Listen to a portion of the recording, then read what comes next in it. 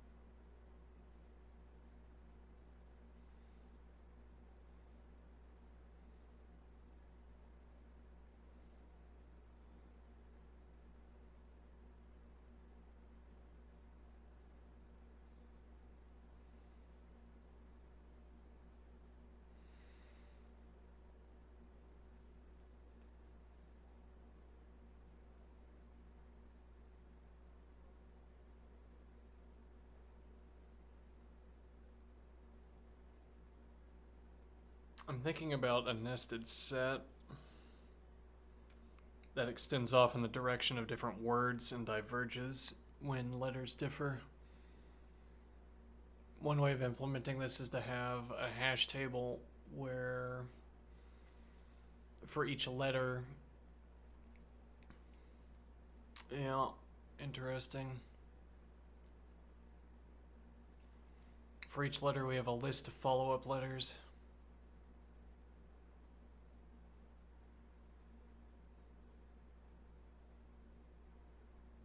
Interesting. For each letter, we have a list of follow-up letters. At the last letter of the same, we have the remainder of the word.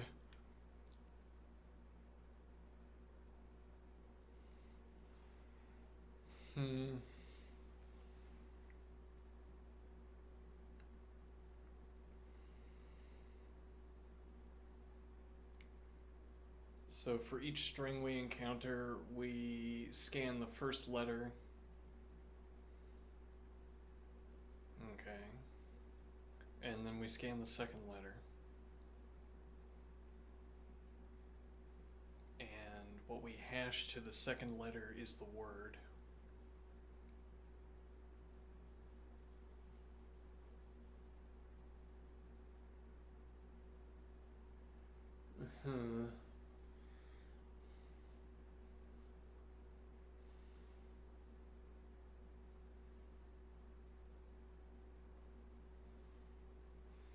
And the idea is only to scan as much of each word as we have to.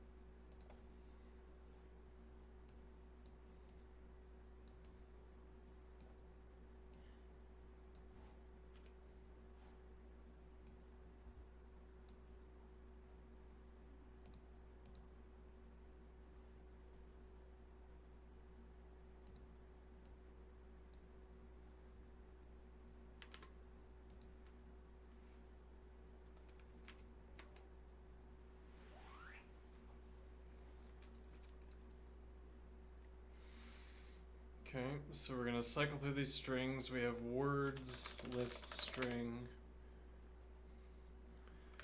Are there constraints on...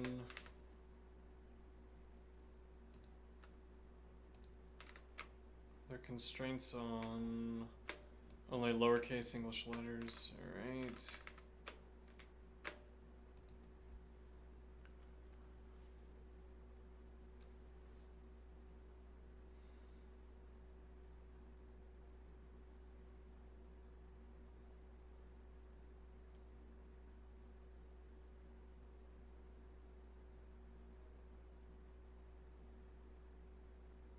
We generate a vector network.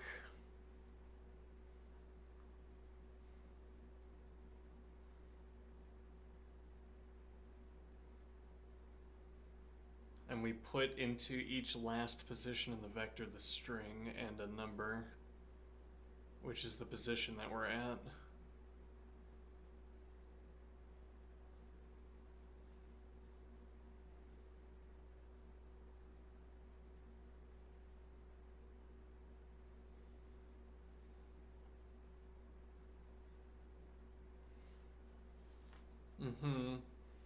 So we have a vector with 26 positions.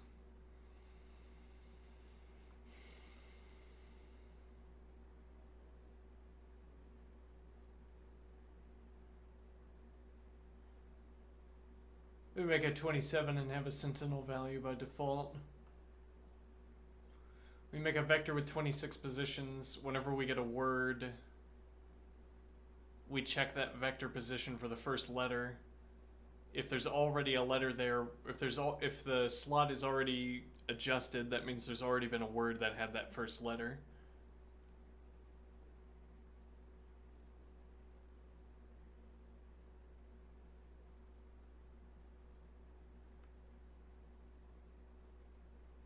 So we have a list of vectors, but then how do we check? How do we check what the second letter was? So we're at the vector position with that letter. How do we check what the second letter was? So let me see here.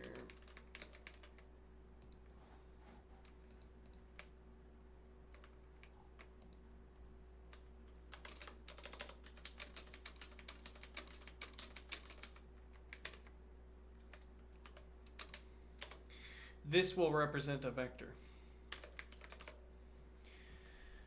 Okay, a vector with however many positions. Right, well this is, I guess we want to go up to 13. 1, 2, 3, 4, 5, 6, 7, 8, 9, 10, 11, 12, 13. Alright, now we have a vector with 26 positions. We have...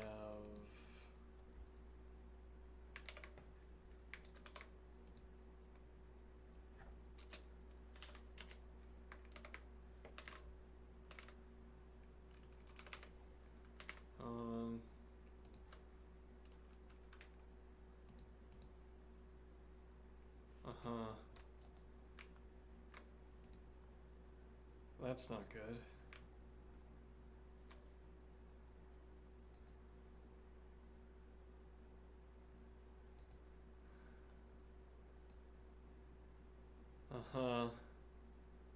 Yeah, I see.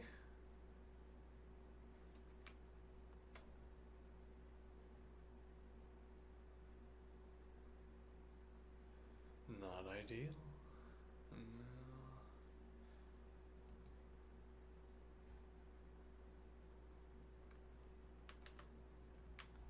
No. Okay, now we have a vector with 27 positions. Just in case we need another one. Who knows why we would need it? I'm not asking questions. Alright, now... So we have...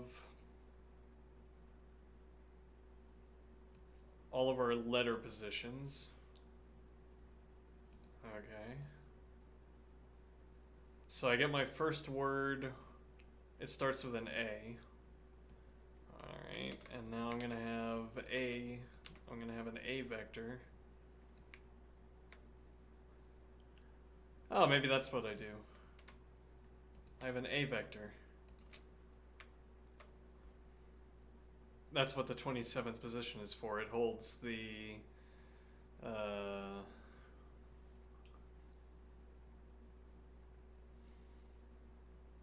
maybe it holds a pair. Okay, it holds a pair of a dot of letter dot position.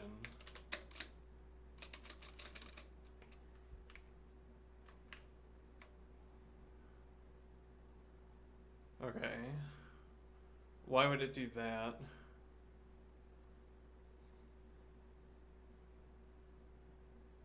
So this is the first, so the first vector wouldn't have that because there wouldn't be a letter.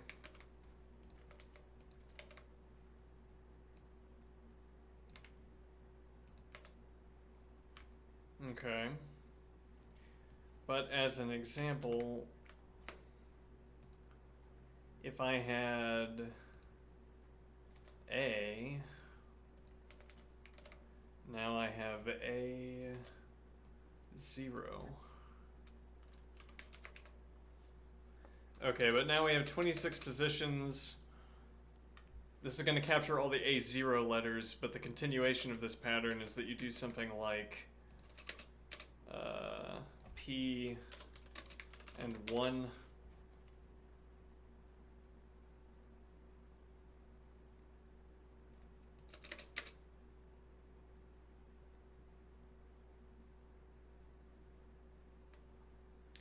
Let's do it this way for our example.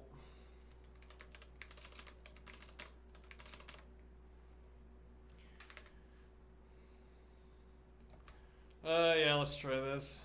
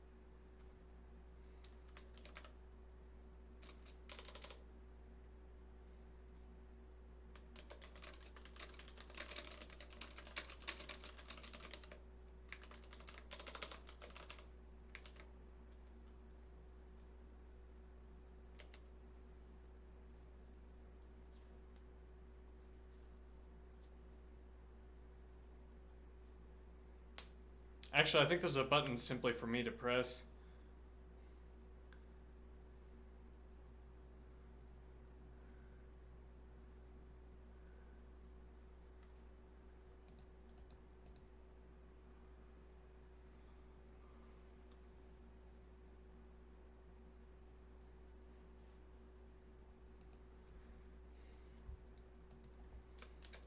Suppose I construct a textual rendering of a, suppose I use text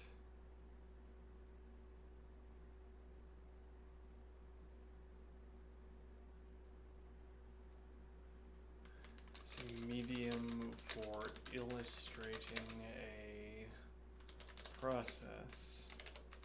This means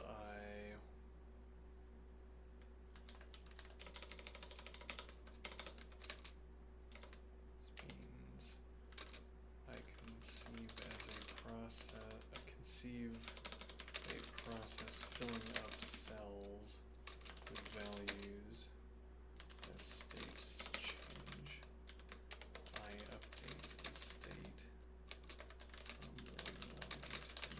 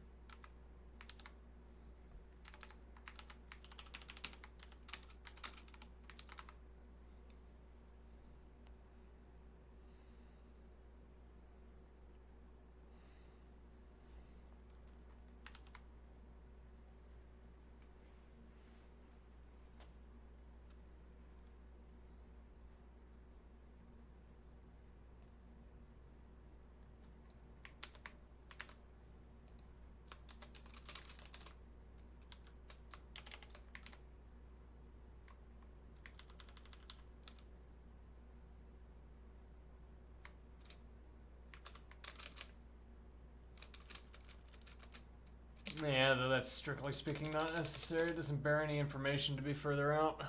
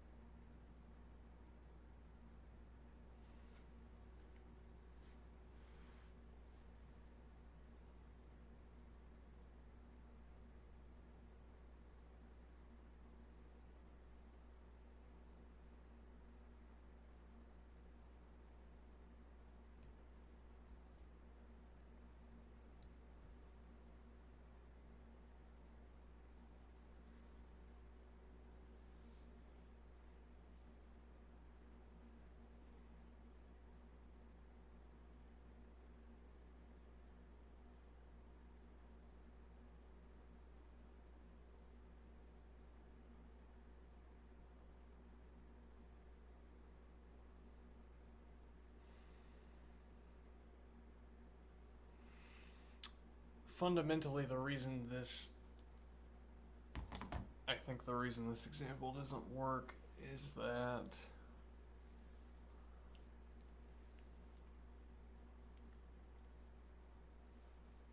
the reason this example doesn't work is that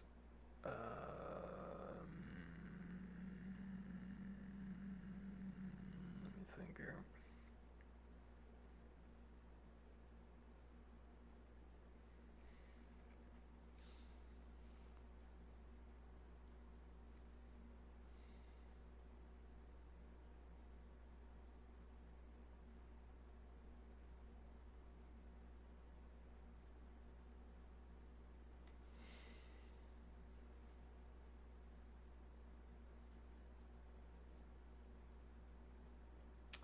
Right, it's the substring status. So the substring specification doesn't say a contiguous non-empty sequence of characters within a string beginning at the start of the string. It's anywhere within the string.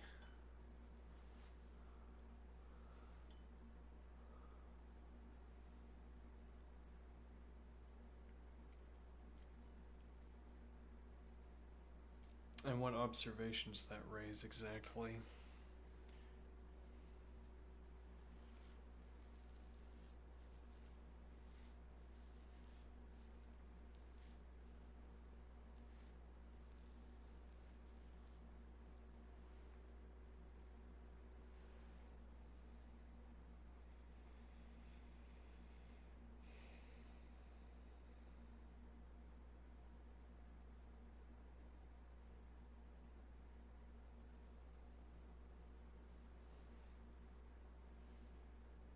We don't care about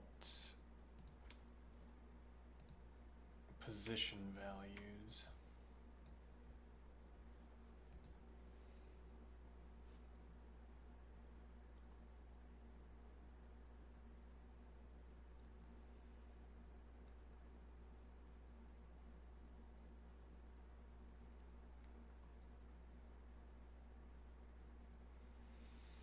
What do I mean here?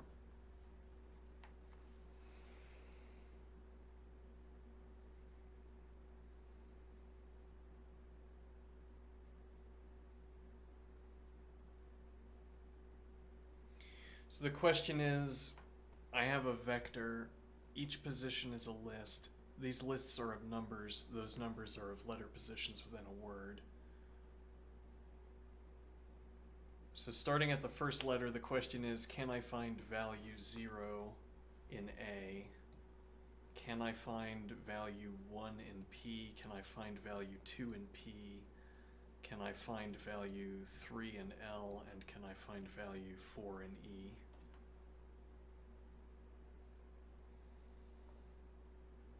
But none of that requires position. Furthermore, this template as a whole isn't required. So really what we're preserving in this idea is merely a 26 element vector where we fill them all in with empty lists. So we fill in the vector with empty lists.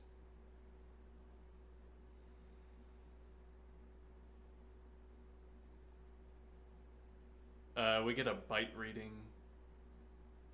Yeah, how do we efficiently convert?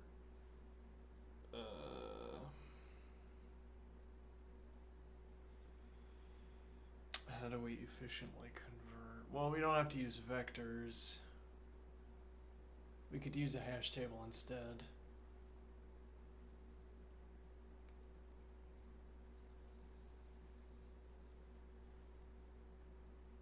So our hash table has 26 entries. Yes, well, I mean, the fact that I know how many entries it has makes me want to use a vector instead.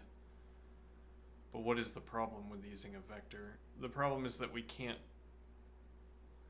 We have to run vector ref. I mean, ideally, I guess what we would have is a vector that's indexed to 48 or whatever.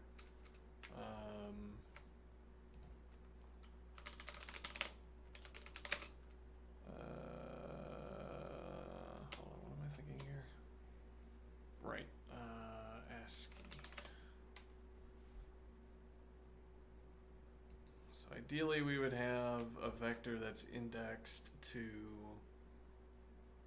48. I think is the first. I might be making that up. No, yeah, we made that up. I don't know.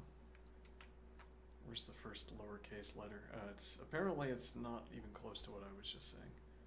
Yeah. 48 is the first integer. All right, and then 57 is the last integer, and then the first lowercase letter is 141. All right. So we'd have to subtract 141, but also we would have to run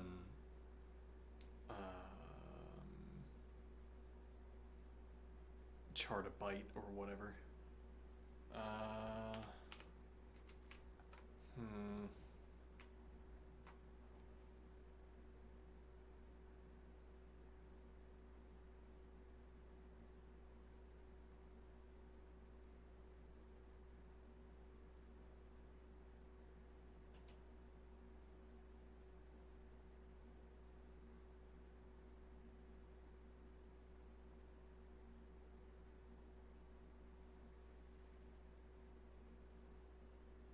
No, hold on. If I was looking for PLE,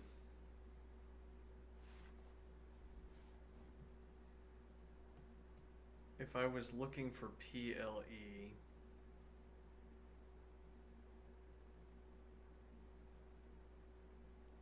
I wouldn't care whether I would care whether there exists a number.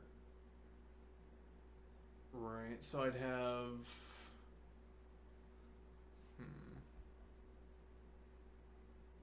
I have a list of numbers here. Let's say 0, 1, 2, and 3. So I've gotten, what was that? 0, 1, 2, and 3. I've gotten 4 words that have P anywhere in them. Okay. And now I go to L and I see if there's any value that's 1 greater than a P value. And then let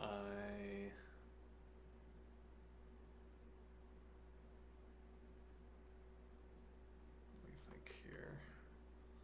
If there's any value greater than a value that's stored in the, 1 greater than the value that's stored in a P list. If there's more than 1, I carry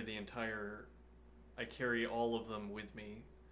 So I map add 1 to this list.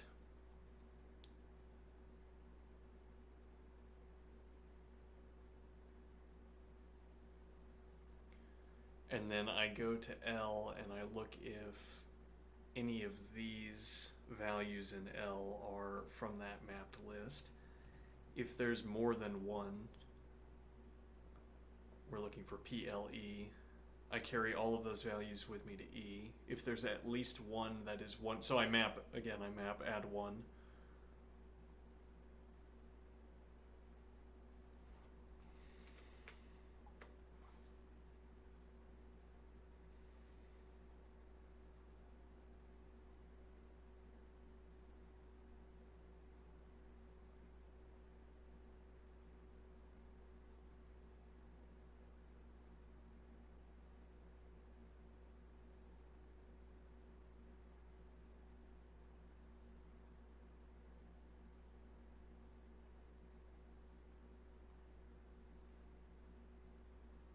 Let me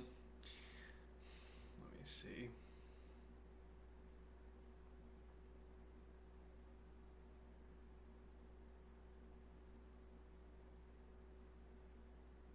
I'm not sure what this is indicating.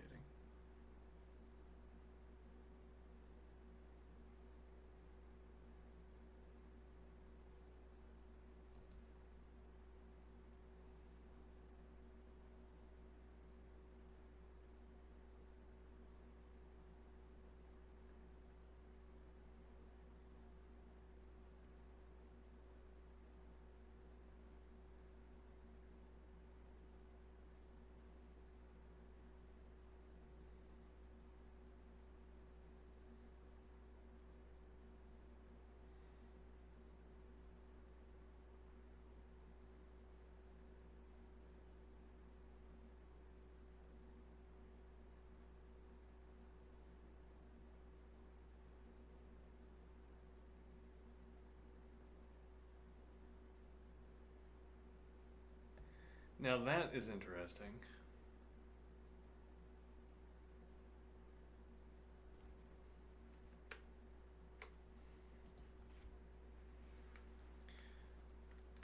Two distinct points here. I am interested in what you mean when you say mirrors.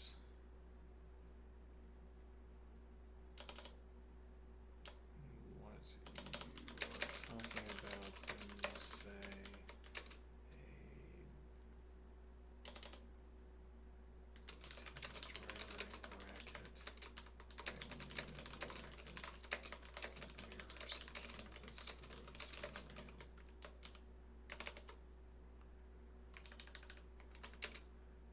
2 points here. The word distinct. Not needed. 2 points here. Substring refers substrings in this context do not have to begin at the 0th position of the source word. This is to say, if we have a PPLE, we have every suffix.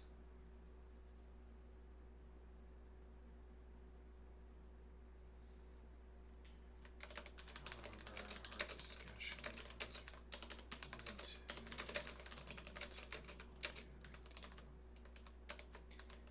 each position in the vector is a list.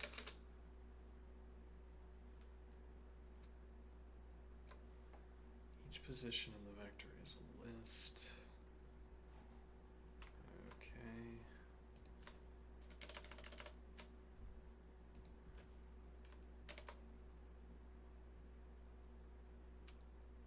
If we must, when we encounter a region of a word that we have, when we encounter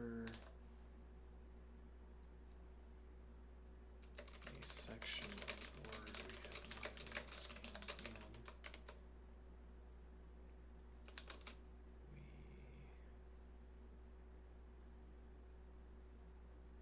we const a number. We const when we are scanning in word into the vector. When we check whether our word is our new string is a substring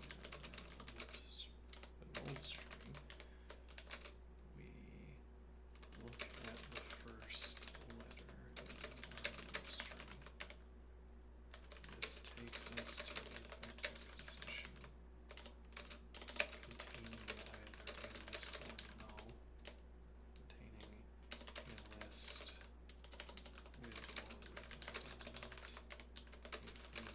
If with elements,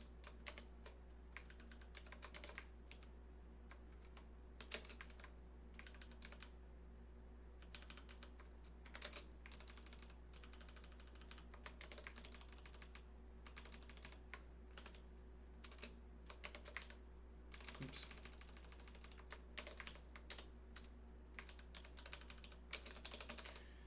With elements or without elements.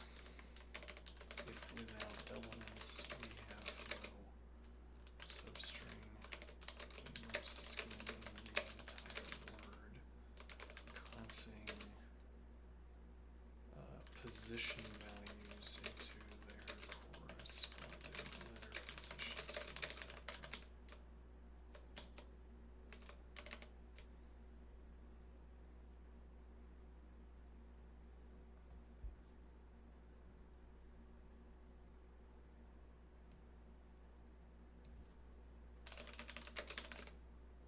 Consing position values into their corresponding letter positions in the vector.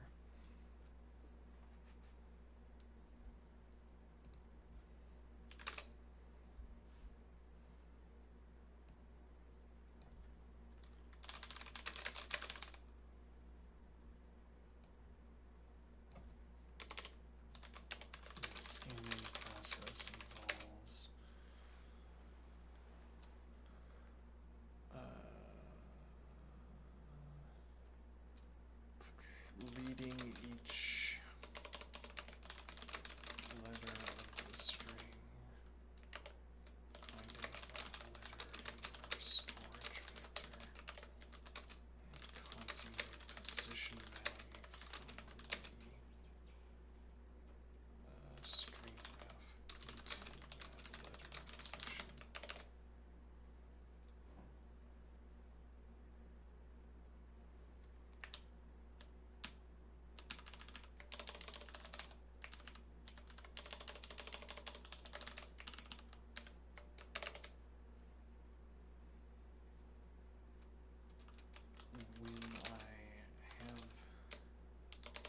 If there are elements in the list,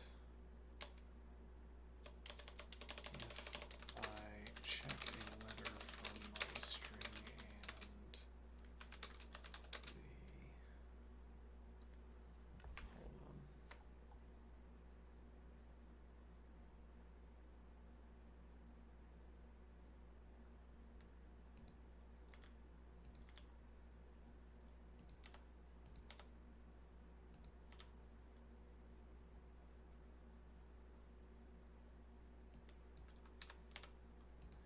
If I check a letter from my string and 1b, the vector has a non-empty list associated with that letter, contains the corresponding vector position, contains a non-empty list associated with that letter. I map add 1 to that list of letters. This tells me,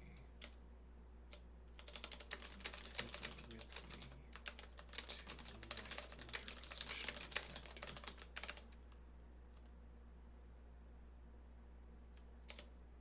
If I follow such a trail of +1 values as the list ends up, as these substrings diverge, I can find a sequence of +1 values by following this pattern, and a sequence of letters is a substring.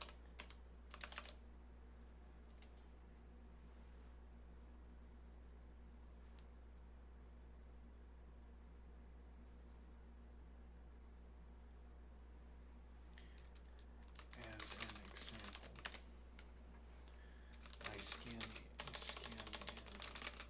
in apple. I scan in apple. Now the vector positions corresponding to APPLE corresponding to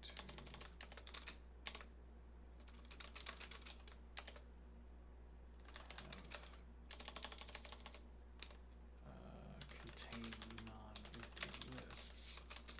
These non-empty lists are 0, 0, 1, 2, 3, and 4.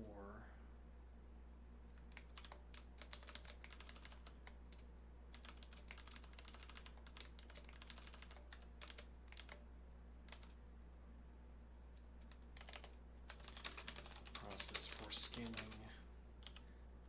PLE. I look at P and find 1 and 2. I map add 1. I look at L. I map add 1, obtaining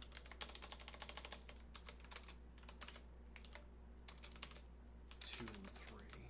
I scan L.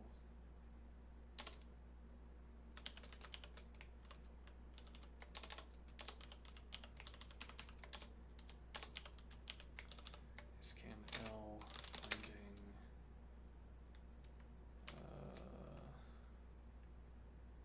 3. Okay. I reduce my list down to 3 and map add 1, obtaining 4. I scan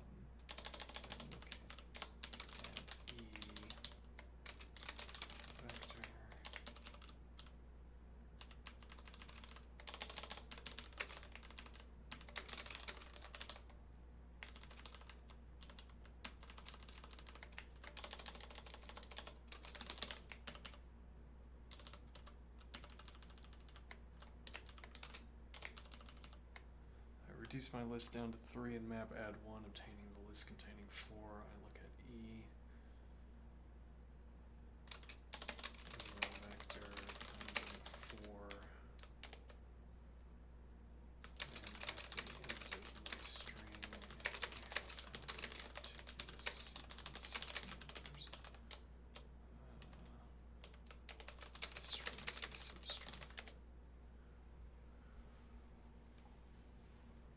Oops.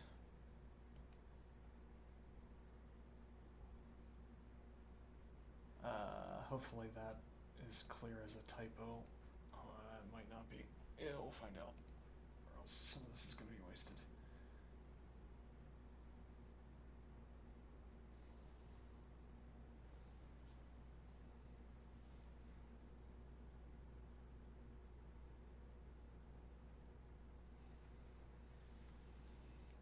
Below I do 3 things. Restate and polish the data structure you just described so we're sure the idea is internally sound. Show a compact Racket driver that realizes it exactly as you phrased it. Lists of indices in the 26-slot vector and compare its trade-offs with a suffix automaton style solution so you know when the simpler scheme will pass leetcode limits and when it may bog down. Turning your sketch into a precise algorithm. Keep a fixed length vector v of size 26, 1 slot per lowercase letter.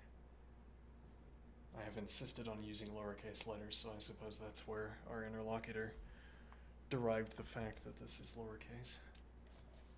Each vector position holds an ascending list.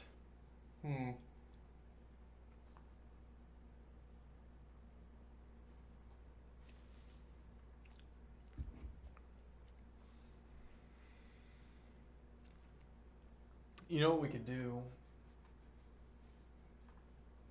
Maybe. We could have an ascending or descending list.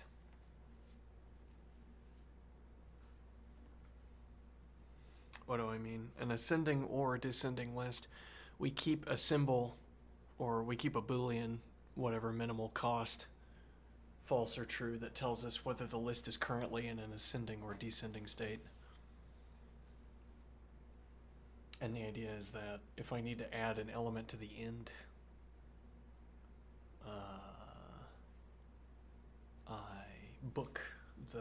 I want to say riffle. No, not riffle, because that involves shuffling, yeah, well, I take each element off the front. I reverse, right? I reverse the list so that I can get at the end and append the new element. So we keep a book. We keep a book. Yeah.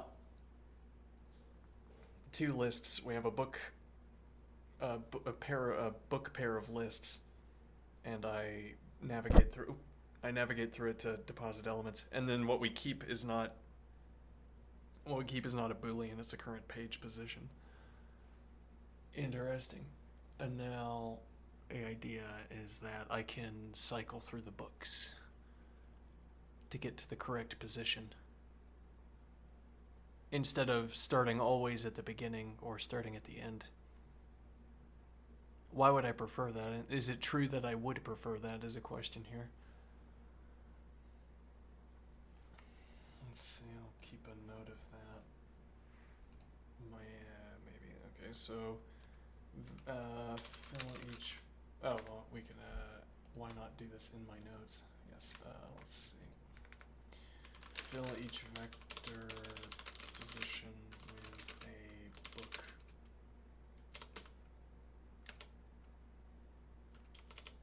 A sorted book.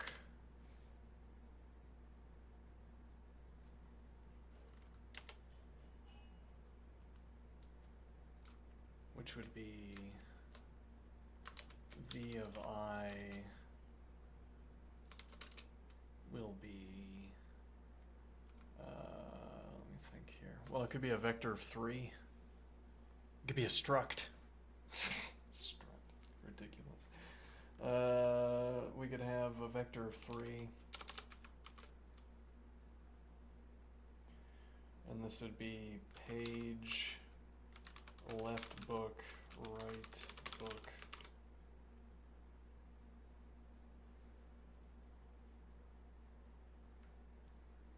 Though this could also simply be a list. Yes, we could have this be a list. Though, I don't know. I don't know. There would be some, I don't know what would factor into such a decision. But okay, so we have a list of these three values. Okay, hold on, what time is it? Let's see. Fill each vector, right, I don't need that because we did the notes here. Alright, don't save. Now let's see what our interlocutor is saying here. Each V of I holds an ascending list of all positions at which that letter has appeared in words processed so far. After inserting apple, you literally have,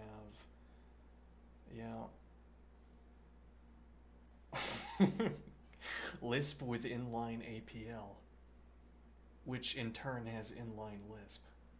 Outstanding. Let's see. Positions are absolute within each word, but there is no ambiguity because a position is meaningful only when you trace a contiguous staircase, as you noticed. Alright.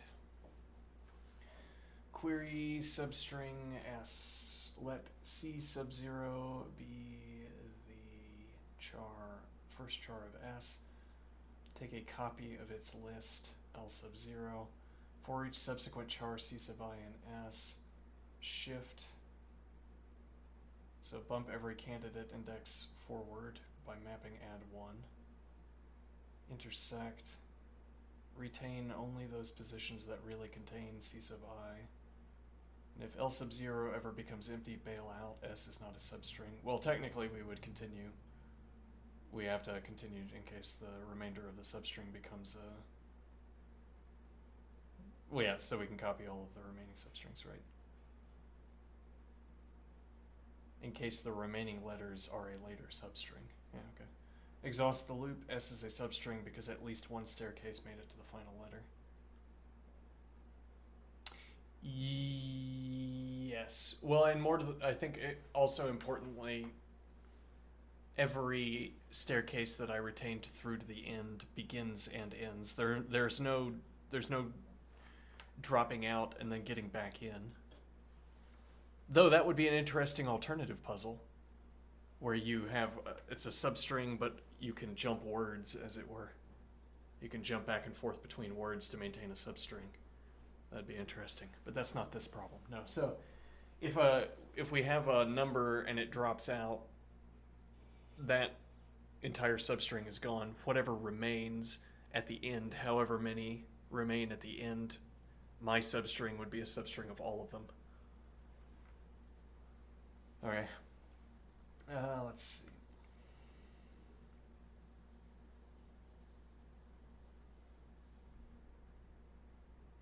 Exhaust the loop. S is a substring because at least one staircase made it to the final letter.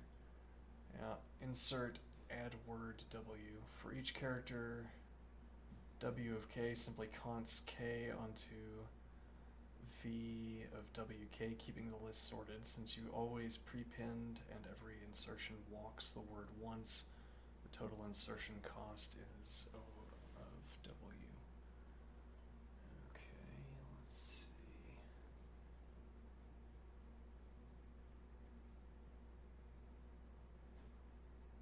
Since you always prepend, I don't know what that phrase means.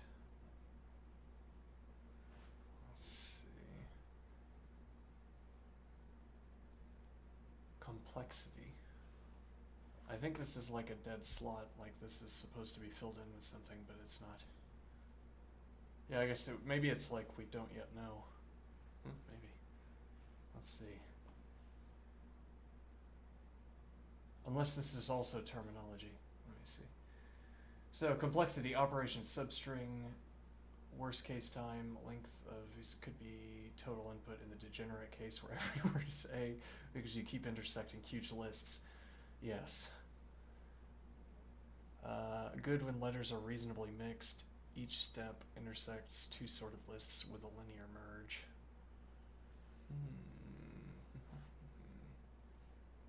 Space. Big O, total input, every character appears exactly once across all lists.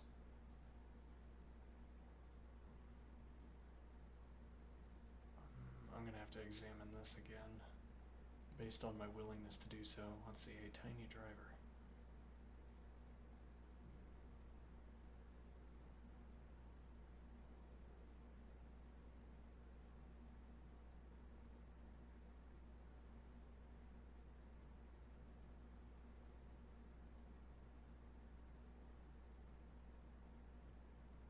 Uh-oh. This doesn't work. Why does that not work? It should work. Well, rather, according to the algorithm we designed. Though then it's interesting that this returns false. Supposing this is correct, that this should return false.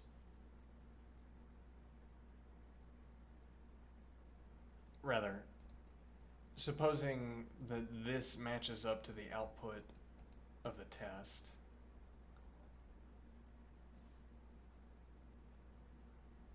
It's interesting because it shows that there's something wrong with the code.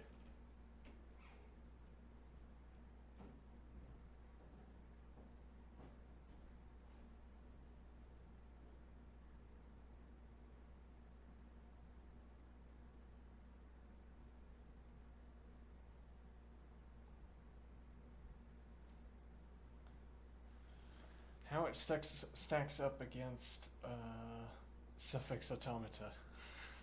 Reads as your canvas. Yes. However, suffix automata, no, it does not look like what you just indicated. Yeah, let's see.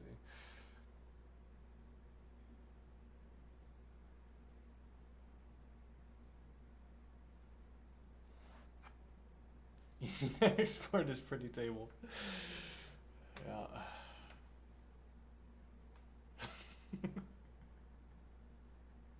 Watch, and this highlights a key point that my solutions will be skewed towards those that are exportable as a pretty table.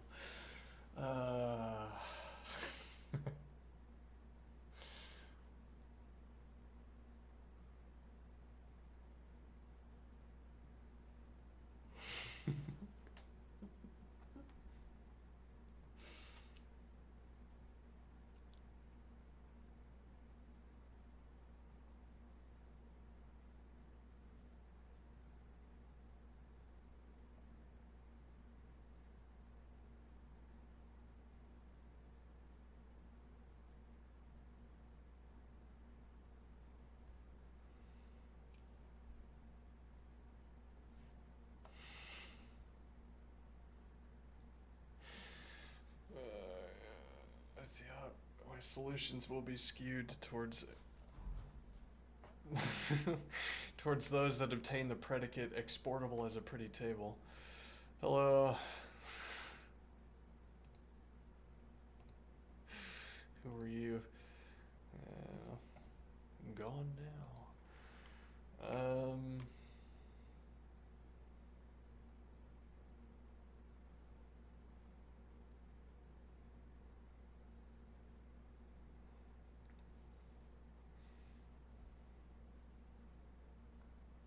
Alright, let's copy this into Racket and see what it looks like.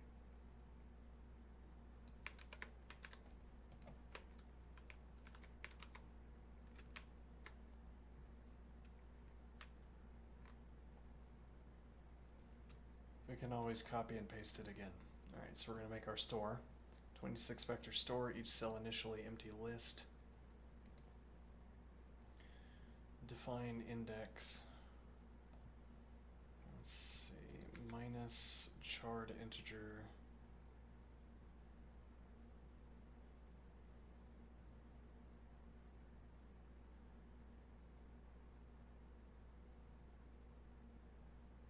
Interesting. So if this is EGA, so if I do IDX A, that should give me 0. Yeah, helper function that gives us, alright, helper function that gives us the char value. Okay, it gives us the index value. Yeah, I'm unwilling to do things like this because there has to be some clever solution or else I throw it away. Okay, let's see, prepend and keep ascending order. Okay, we have a solution for that.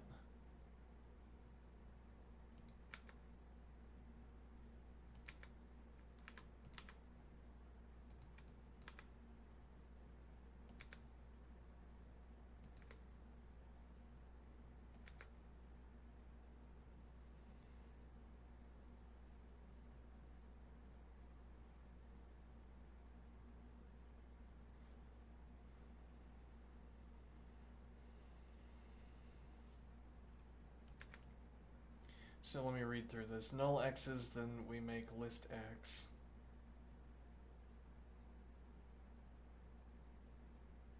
Uh-huh.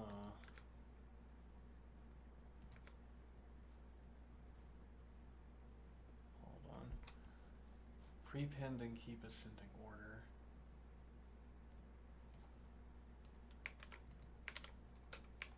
So define A null. Define B sorted const. Wait, x.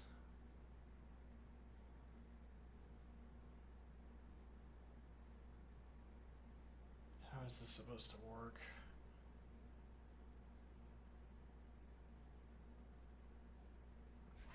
Okay, let me do list sorted const 6 A. Show me B. Oops. It does it. Okay, so it does this by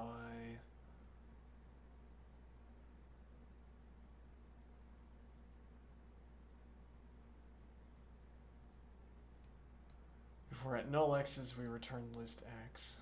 Okay, if x is less than or equal to car of x's, we const x onto x's.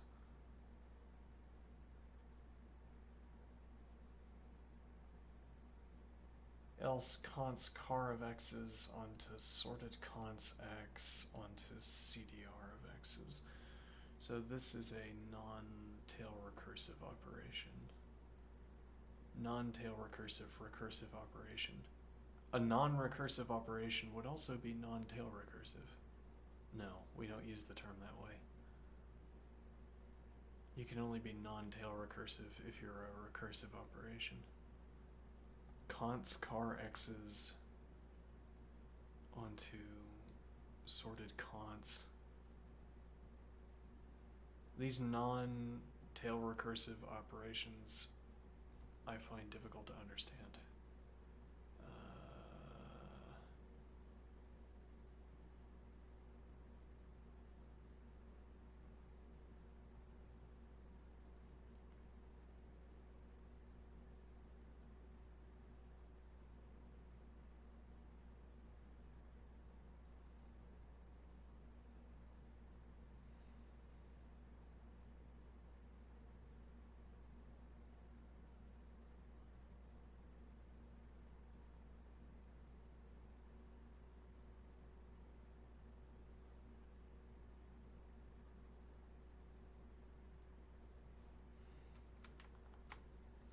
Okay, I think we get how that works.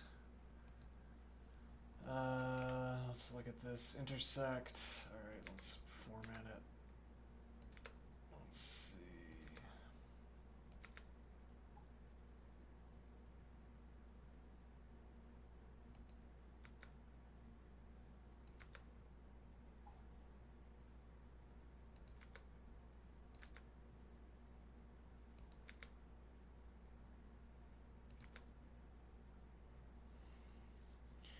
Alright, what is this doing?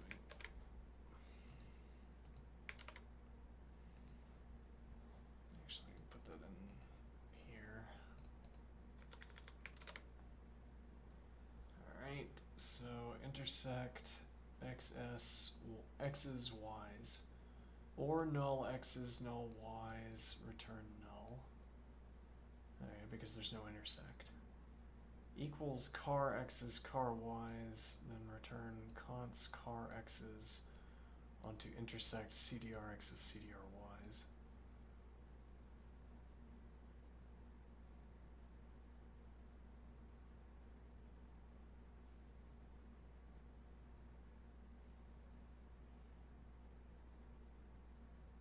So this is again a non-tail recursive solution.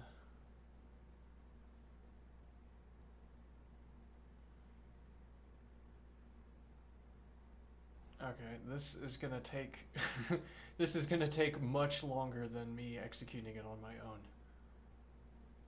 In a good way. Yes, we're gonna learn a lot. Yeah. Let's see.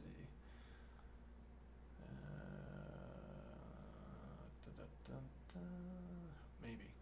Let's see. Assuming I can understand it. Let's see.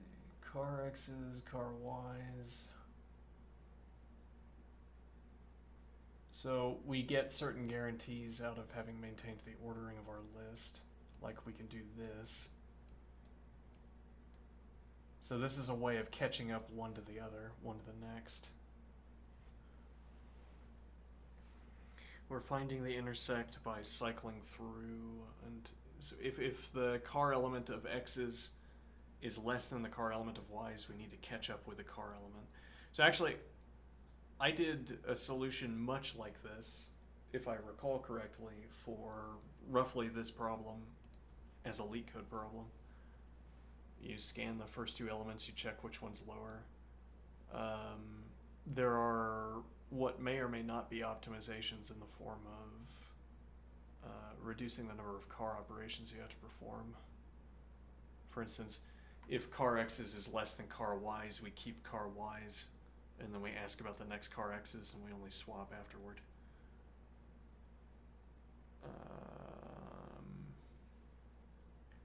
Okay, let me see here.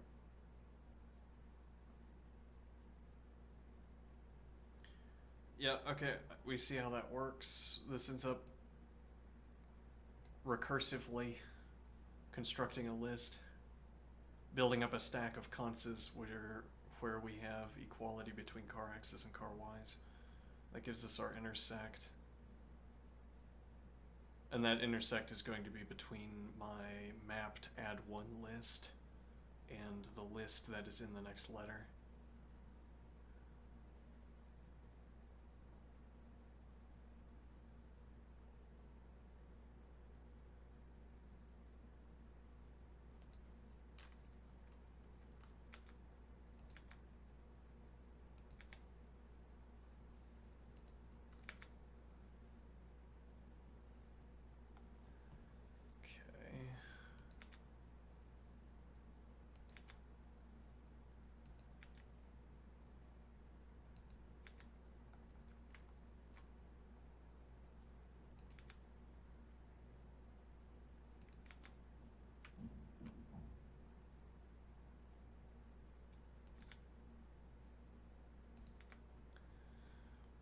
This also gives us the opportunity to ask, is our code faster? Speed test.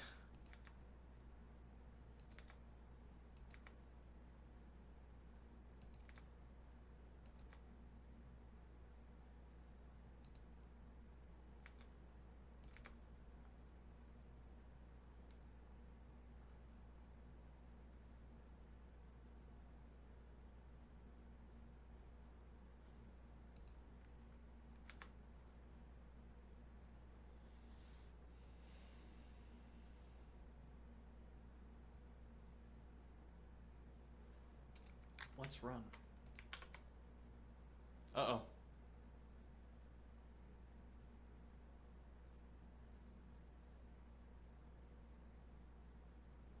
A problem.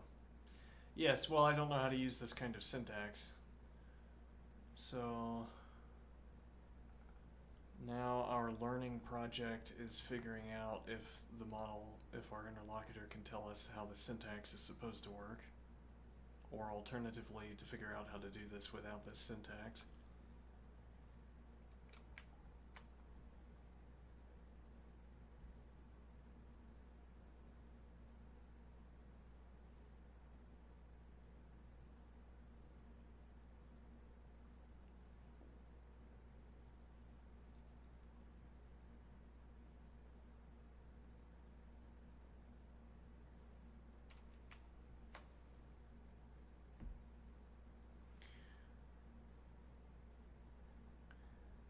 It's.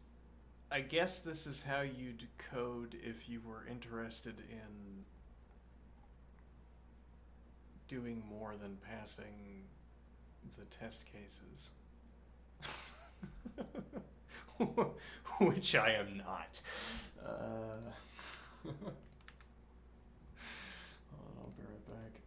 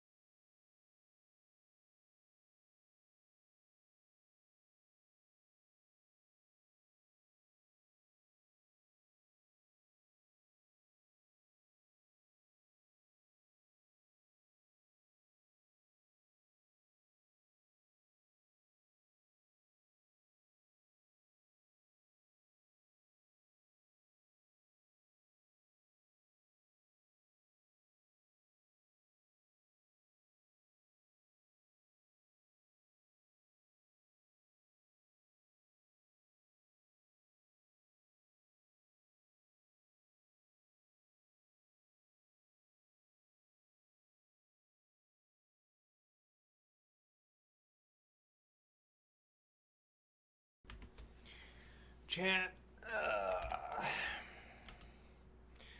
What if I did what I want? What if I did what I wanted all the time, and all I ever did was solve leetcode problems? What if that's what I do when I'm doing what I want to do?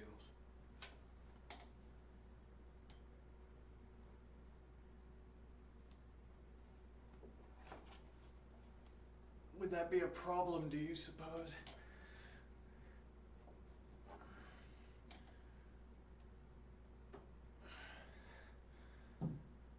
Ugh. need to subscribe to a higher ceiling.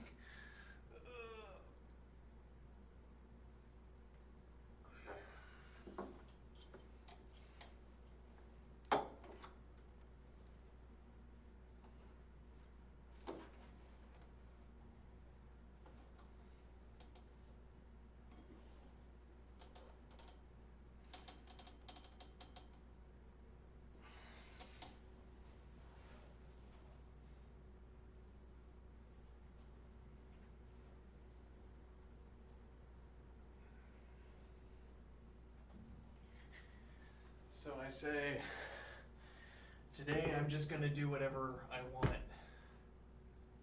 Okay? But I say that every day, right? So I say it every day. I say I'm gonna do whatever I want.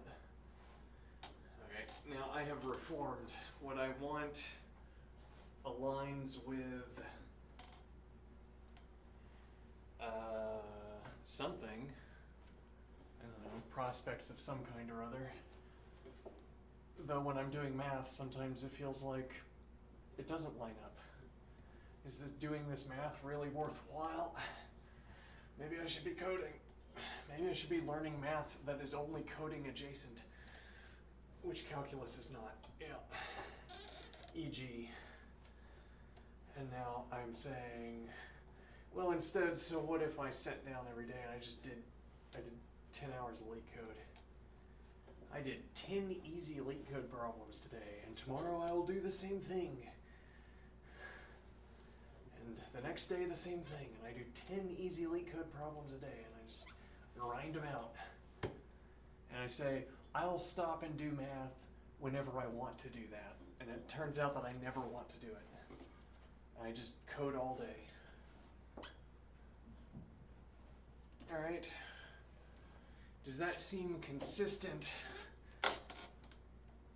Is that a risk? Is that something I would do? That is not clear to me. It's not clear to me that I would stop myself and do math instead.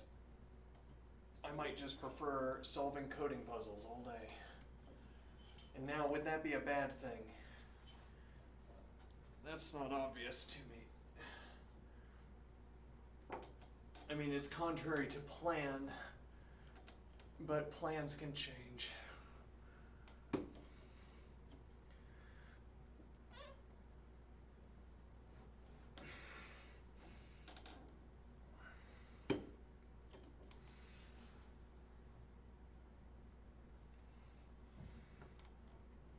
The idea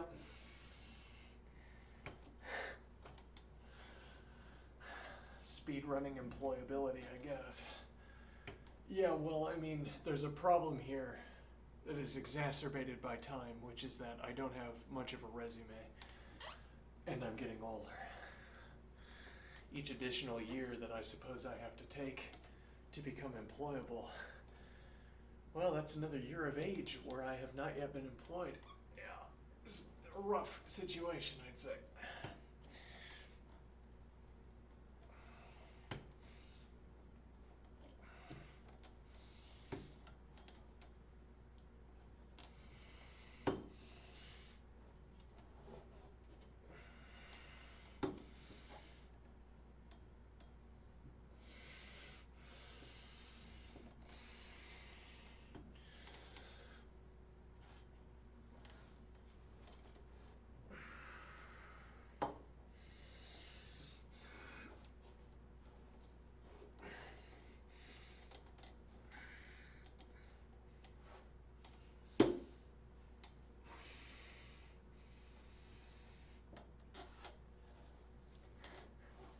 Well, so I'm saying, I might find enough enjoyment out of coding LeetCode problems that I could do more hours a day. No, it's not really possible, though, is the problem. I mean, supposing we can maintain the schedule we've been maintaining, there just aren't so many more hours in the day to claim unless I'm going to sleep less, which I'm not.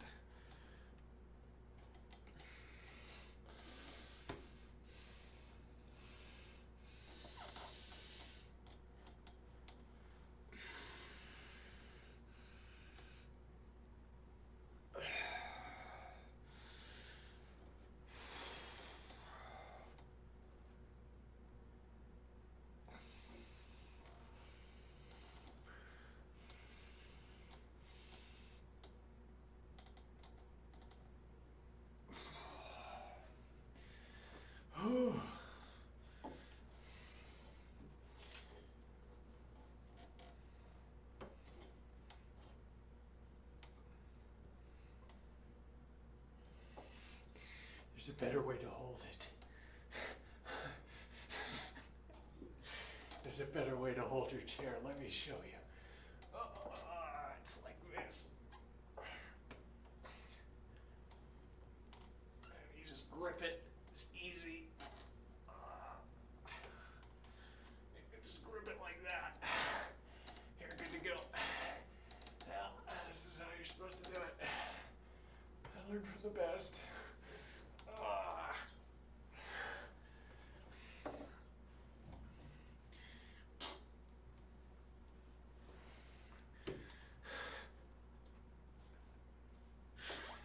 The point is to struggle.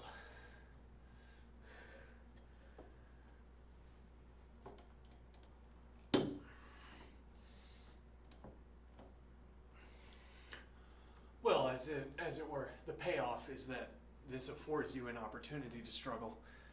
The point is not itself to struggle per se. The point is to keep the object stable by contorting your body around it until you identify such a configuration as can maintain stability. Why limit the activity? Just have fun with it, you know?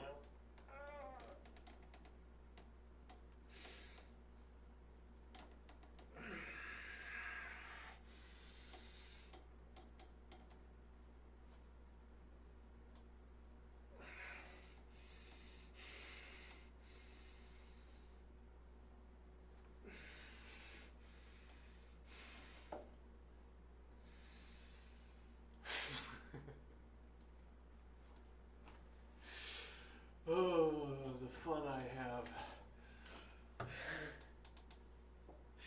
You see, chat, the thing is, what is the world going to offer me? You know? Do you think I want a jet ski? Don't need it.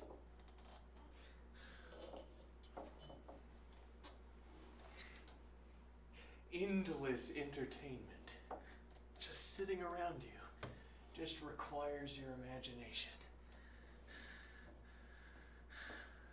Unless you don't have a chair. Sitting around you, yes, a chair. Unless you don't have a chair, and then you'll have to find something else.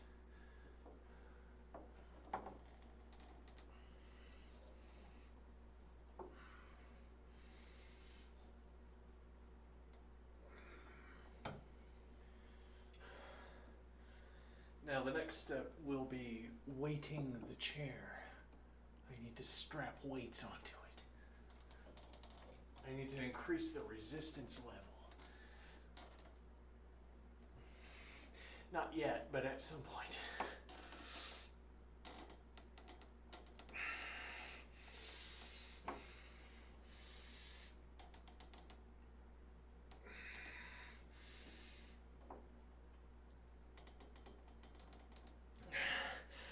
Clearly not yet.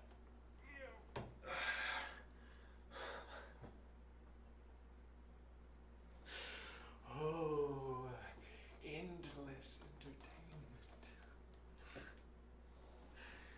Do you know how amused I am right now?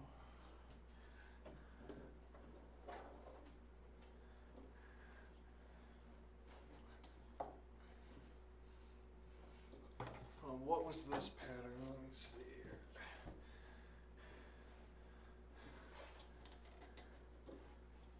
Did I do that? I had something that behaved like a bow and arrow. Is this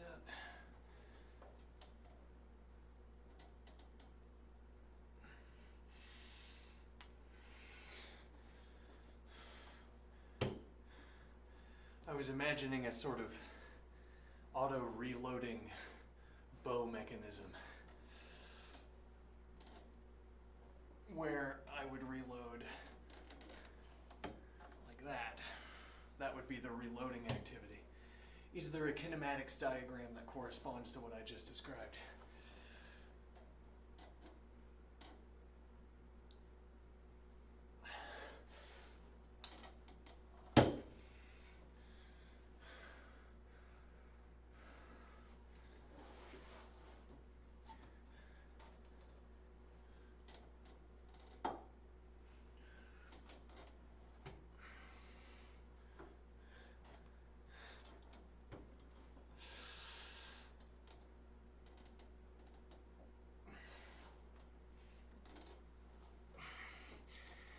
it's a little bit like a crossbow, but then you'd be using your leg to great effect to load it with energy. Oh well. Alright. And just like that, 10 minutes of exercise, done. If only I had more time.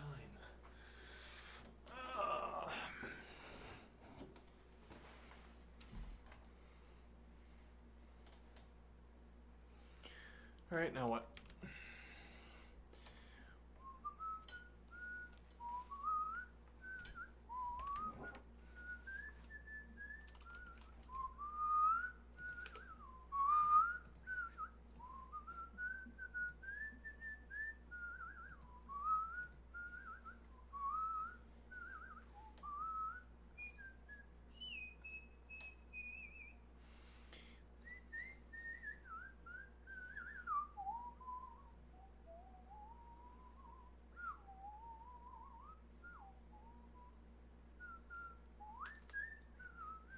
All right, let's try to implement it in my fashion, and we'll see if these pieces fit in. All right, so that also guarantees, well, it's an attempt at guaranteeing that we will have a solution to turn in by the end of the day. We might not. That would be fine too. Let me get my new lines.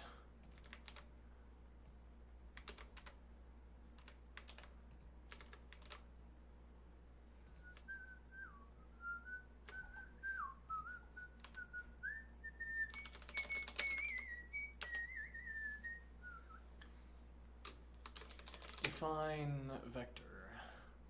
Let's look at that syntax. Let's get that right over here. Make sure I got that right. All right. Could I ask if there's an advantage to using this?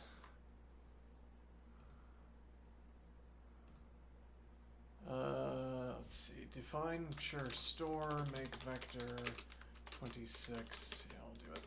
Fine. All right. So now, so we have our store.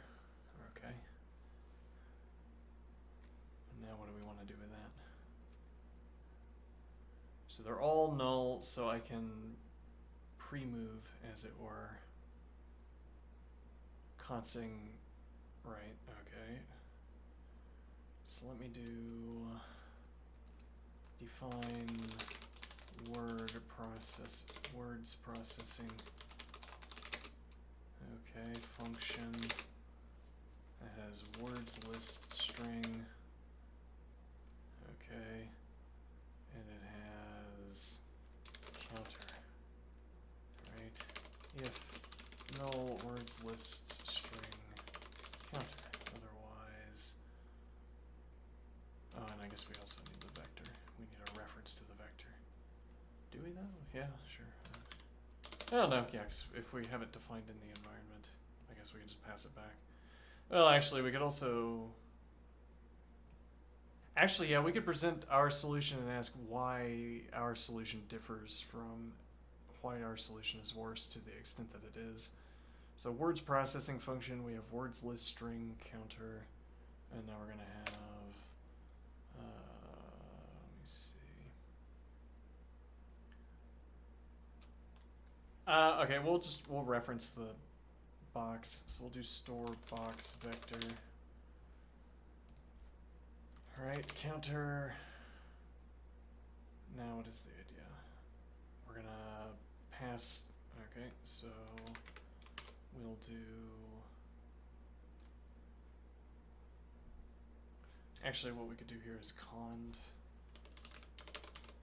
null words list string return counter null. Yeah, we can just copy this operation over.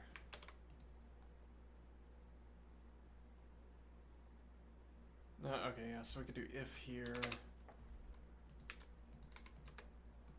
And now let here. This will be ref position.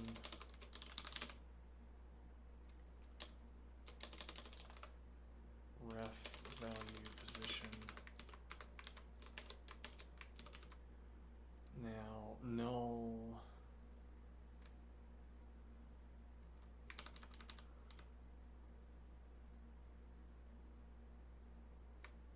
Do we need a null check?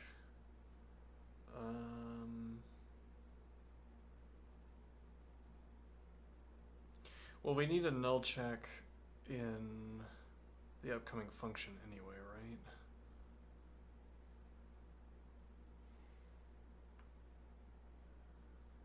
Because we're cycling through a list.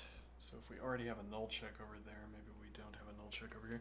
There's a point that the simpler we can make each function, the more likely it is that we'll be able to find a for operation, a comprehension operation. What? Now I call it a comprehension operation, and it makes me want to interpret that like, if I could only comprehend how this function works well enough, then I could come up with a comprehension form. Let's see. So we don't need to ask null because the function we're passing to will do that asking. And the simpler we can make this function, the easier it will be to reduce it to a comprehension form. Okay, so now if null words list string return counter, otherwise let ref value position char to integer. Okay, so this needs to be let star, let ch string ref. I'll do char string ref. Okay, we'll do this as let active string car words list string. Alright, char will be, oops. Char will be string ref, active string 0.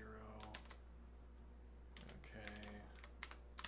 Ref position will be minus char to integer. Okay, and now what are we doing? If null words list string, here's an idea. You could use the subscription payments for a user of ChatGPT to scrape the internet for information related to that user. Okay, so now you approach LeetCode with my $20 subscription and you say, we'd like to buy this person's code for 45 cents. And they say, hey, that's a pretty good deal. And they sell you the code because it's easy LeetCode code by a not good coder in an offbeat language. Though maybe the offbeat language would actually make it more prone to, you'd have to pay more. But what is the idea? The idea is that now, equipped with a complete history of all of my submitted code, you could fine-tune my model to my interlocutor to write code that's like mine. And then I'd say, wow, you've seen like 3 samples of my code. How could you write so well? And then you'd say, I don't know. It's a really good model. As opposed to saying, oh, we bought all of your code and now that's what we trained the model on for Racket. Anyway, let's see. Active string char ref value. All of that makes sense to me. I'm going to do ref position. Alright. Now what are we doing? Now,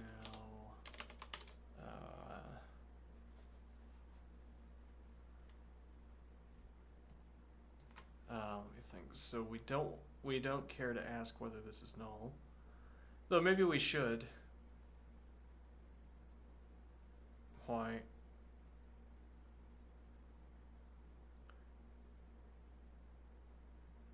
So we do the first null check here, and the idea is that we don't have to pass flow.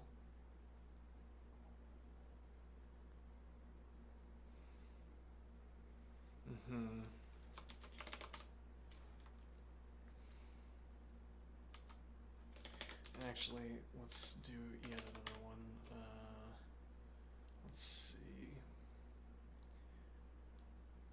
list integer. So this is box vector list integer list position. Store box vector list position. List position vector ref store box vector list position ref position.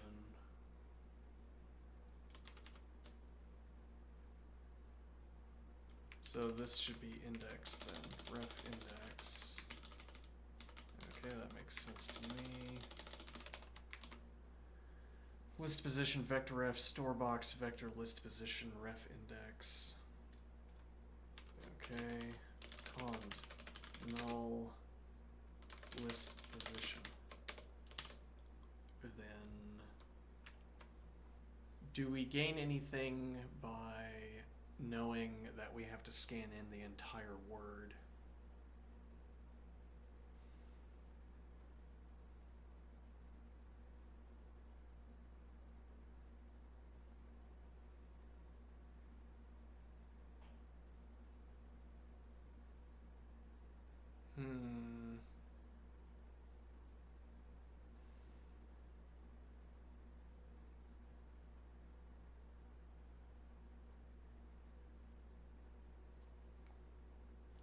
Do we gain anything by knowing we have to scan in? I don't think so, right?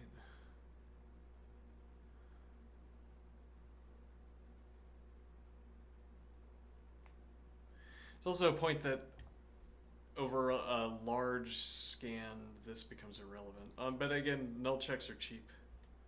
I probably shouldn't worry about that. All right, null list position will go scan in function with, so now we need active string.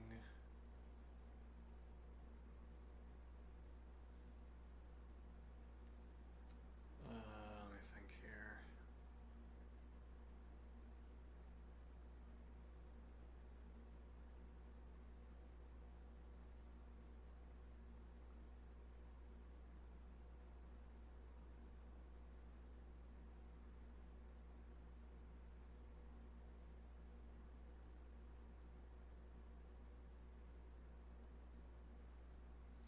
So we see that the list is null.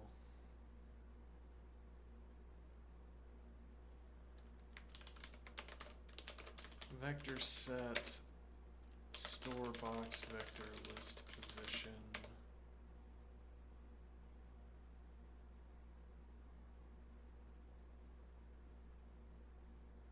Ref index.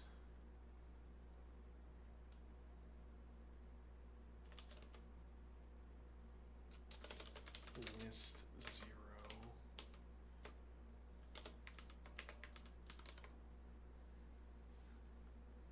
Scan in function active string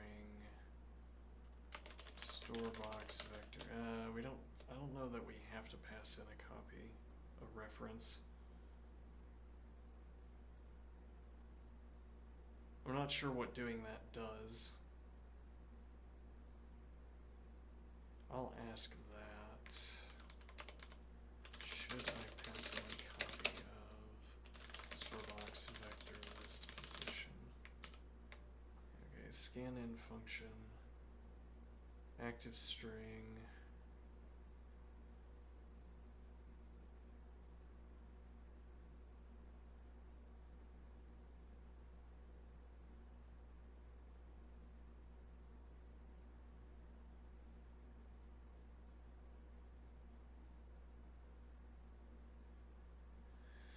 Getting distracted. Yeah, and we don't have so much time. Let's see. Null list position, vector set, store box, vector list position, ref index, list 0, scan in, active string, sub1 string, string length, active string. That's our position value.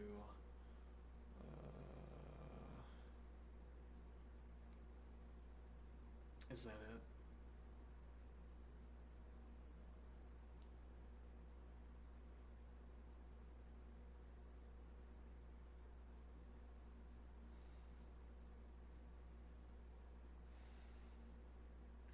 if we really want that book sorting,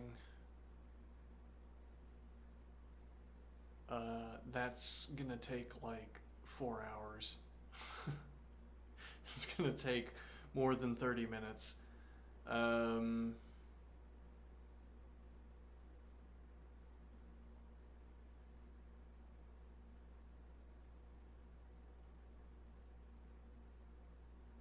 Let me do a quick test here.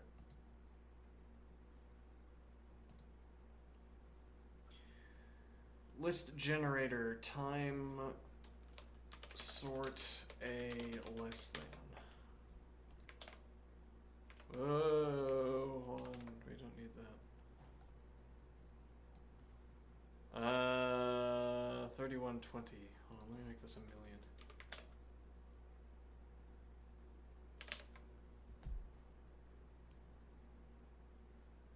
Okay, 125, 128. Now let me do define B. Sort A less than time sort const 999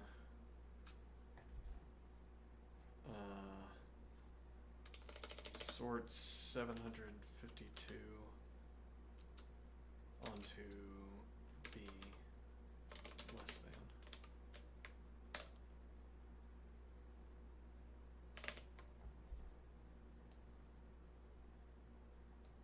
So that does take less time, though it takes a surprising amount of the total. But the idea is that if I can run sort rather than running a book sort.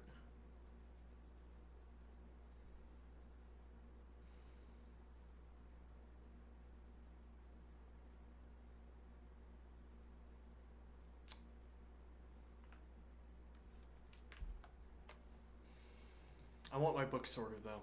Okay, now that's gonna take a lot of time to figure out how to make that align, I am guessing. Though, then that's a valuable lesson in itself. Why can't we get things to align like we expect them to do? Alright, so we have sub1 string length active string.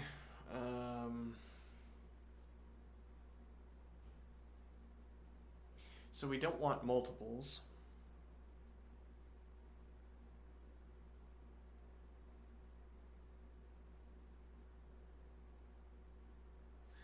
Actually, I wonder why we aren't using sets.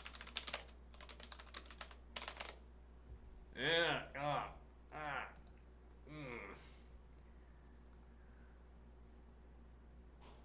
Horrible. Let me see here.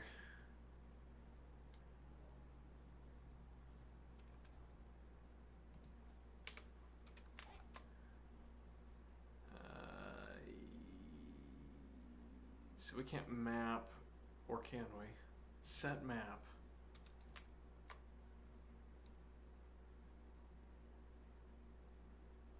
Applies proc, so that's set for each. Set map applies the procedure proc to each element in an unspecified order.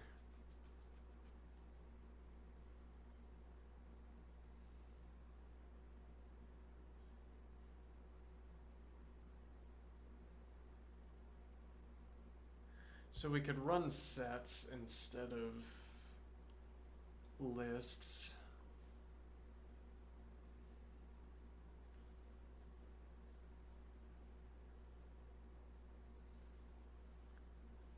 And the idea would be that I get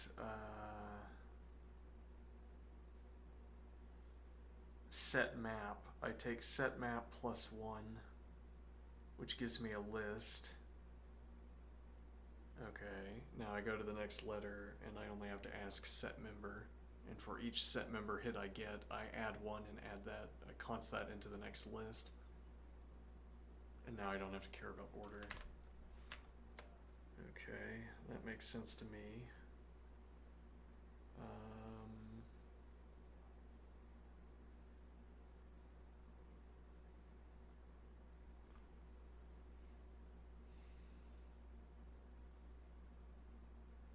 I don't know that using sets would be more efficient. It would be easier, I assume. Okay, set position. And what do we ask about that? Empty set empty. Okay, set empty. Set position. This would be set mutable set 0.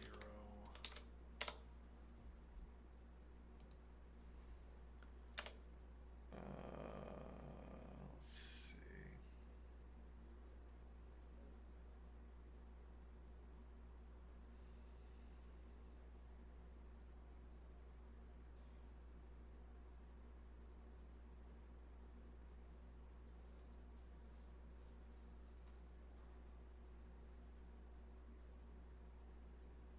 Yeah, this is all correct. Okay. This. Alright, so set empty, we do this. Otherwise, we go to trail trace, stair stepping function with set map.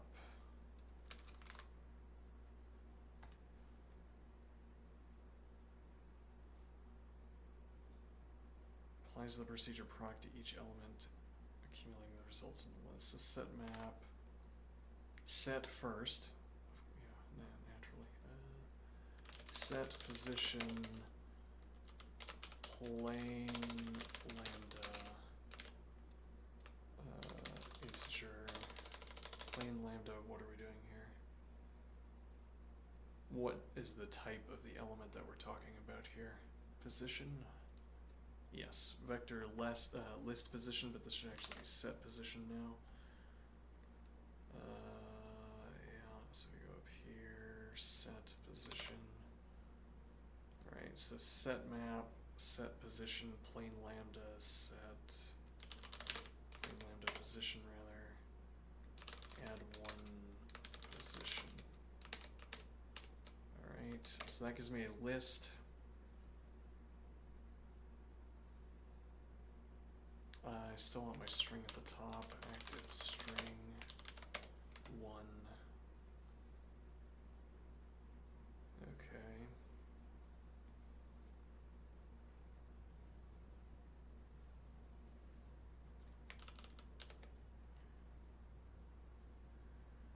Okay. And null.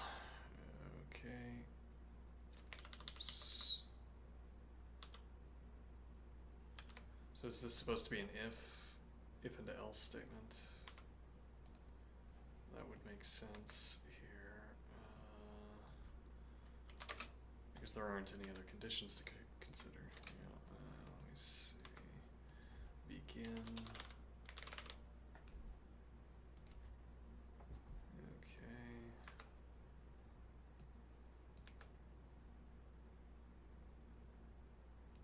Actually, so there's a way we could ask if our interlocutor can interact in this way, where we have a canvas, we have something to type in, and if I write a comment, maybe I write a comment and I place a symbol at the front of the comment, and this initiates a question. And the idea is that I'm typing off to the side while the interlocutor is answering my question. And then I wouldn't have to stop and ask the question directly and wait for an answer. I wouldn't have to wait for an answer anyway. Fair point.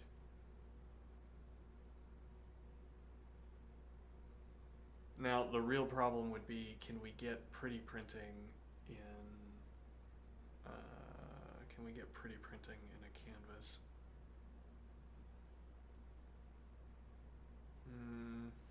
For now, I need to be more concerned about meeting the deadline to the extent that I want to call this a deadline.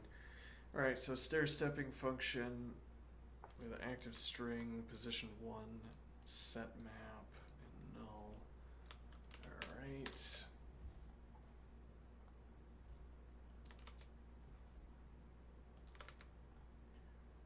And now we're going to do define stair stepping function, active string, position, candidates list, stairs list, position, index. Makes more sense, yeah. Position can be used to refer. Yeah, we could have like a system type collection and then a problem type. Index would be a system type. Position would be a problem type. Though they refer to the same thing practically. Stair stepping, and then pass list position. Alright, cont. No, rather, let. So there. Let, let me see.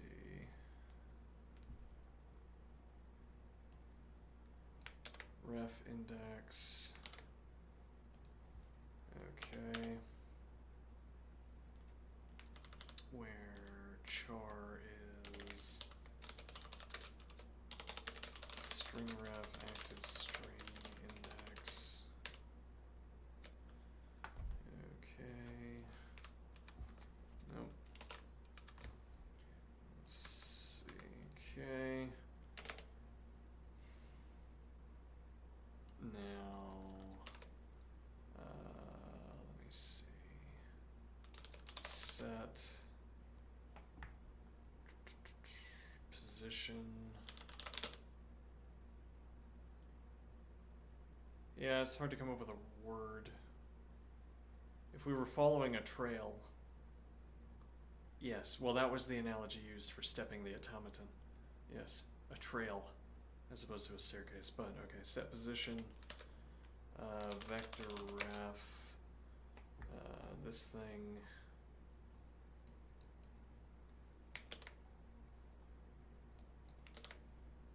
Store box vector set position, ref index.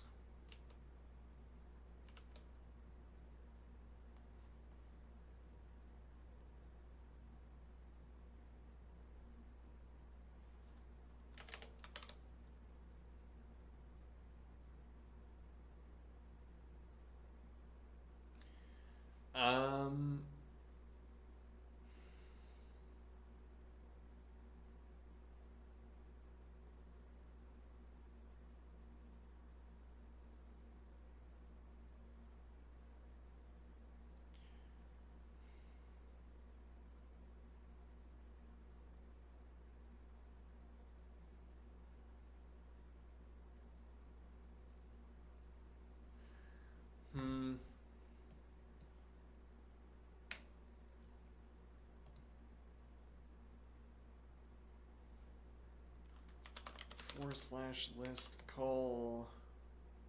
No, yeah, I'm still not comfortable doing this because, well, yeah, but we have to learn the syntax to be able to do this.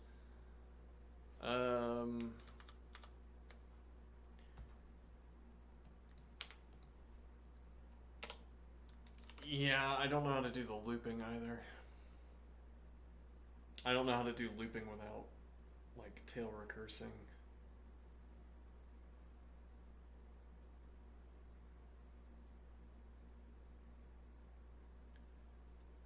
So we could have a helper function that does this. The point is that we need to extract a set for each char that's in active string.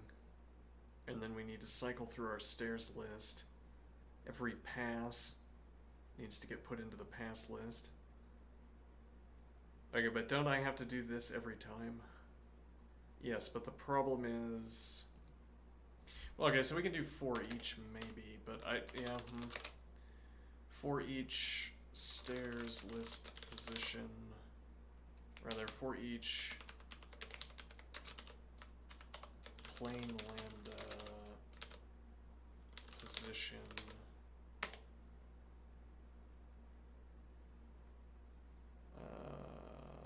if set member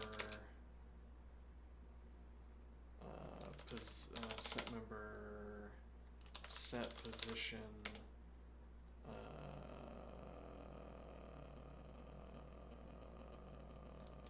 position,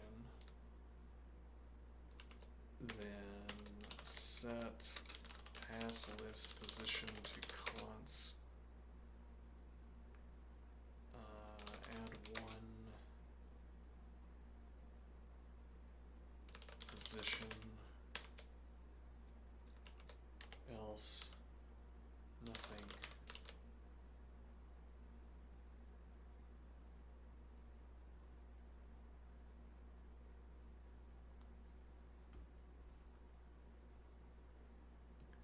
I think you can do cond and then I'm not sure about that though.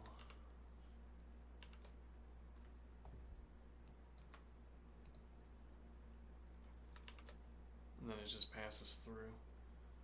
We run this on stairs list position.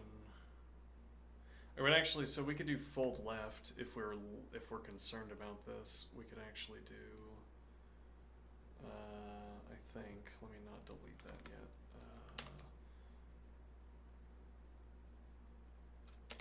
So if null.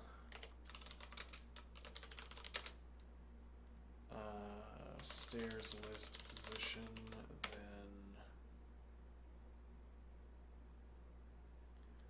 call string right, scan in, and change that to string right.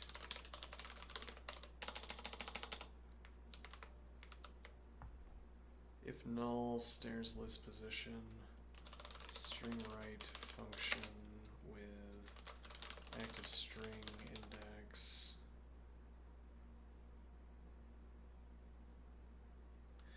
I'm not sure if we need to do, let's do +/-. Okay, what else does that want? That's it. Okay. Now otherwise, we're saying we could do fold left, so we do stair stepping function, active string,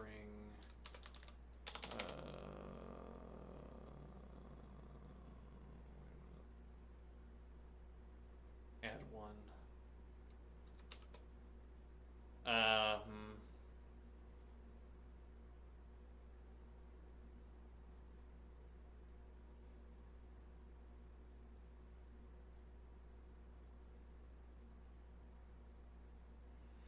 So we could go in reverse so that we can keep our 0.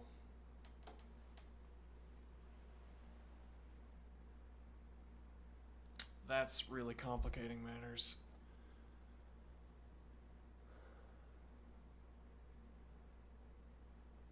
What would the idea be? So we work backward from the end of the string. Okay, now at face value, given what our process is doing, we're working through the word from the beginning to the end. Well, let me see. We're following a trail. It's not clear that following the trail backwards makes sense. Maybe more to the point, it's not clear that there's a correlate to following the trail backwards in what we can code. Well, if a trail doesn't meet us at the end. Interesting.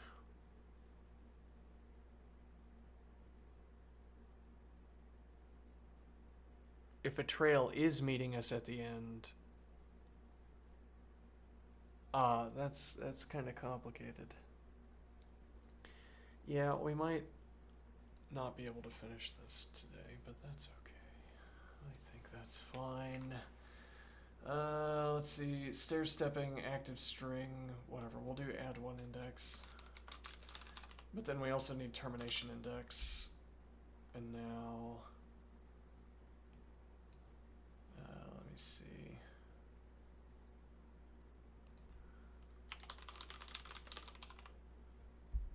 Okay, so this will now be conned.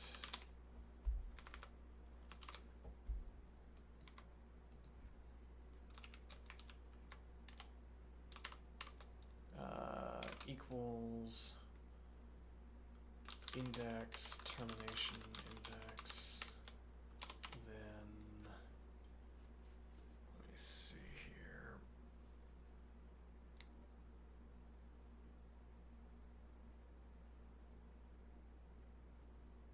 Then we're done. Yeah.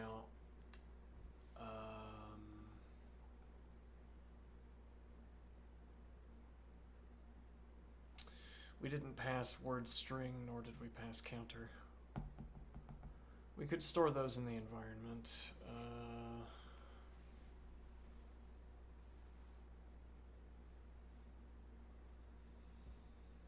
Well, for that matter, we could have just words here and we could set that. Okay, and then we could have a counter box. Counter box integer. Okay, 0. Alright, now, so we would delete this.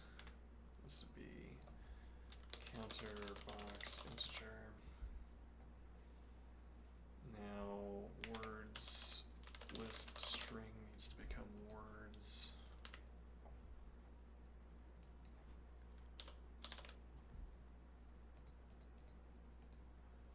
Alright, if null words, counter box integer, let star active string car words. Char string. Okay, all of that should work fine. Well, now we don't need this either. So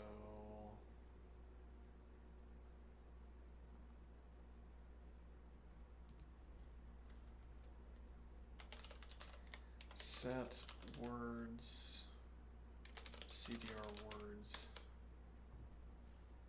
Okay.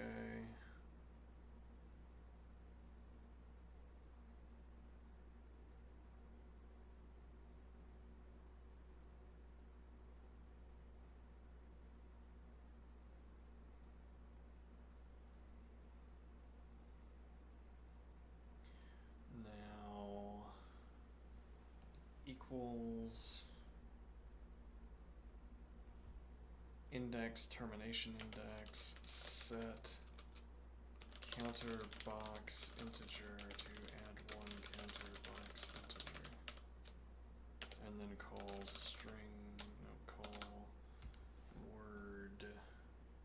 words processing function. Okay, else let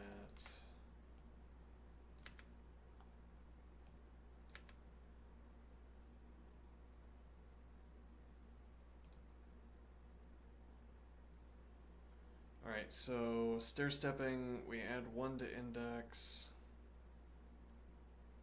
Termination index remains constant.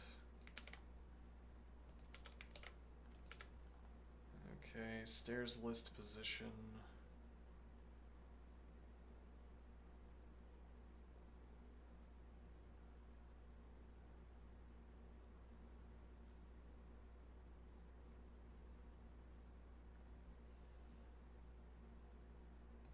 So we don't have pass list because we're doing fold.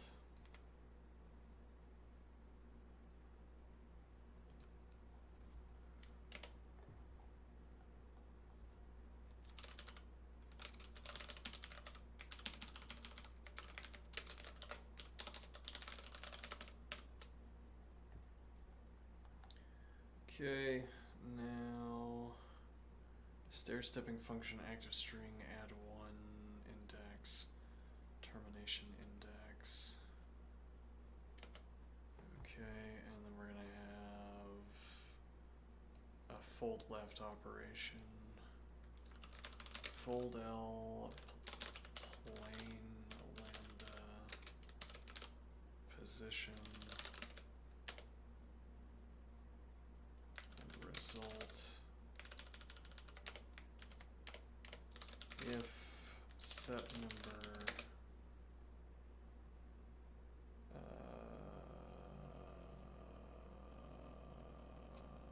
let me see. If set member position set position, that's not the grammar. Set position. If set member set position, then const position on result, otherwise result. Okay, and we run that on null and stairs list position. Okay, and then I delete that. Okay.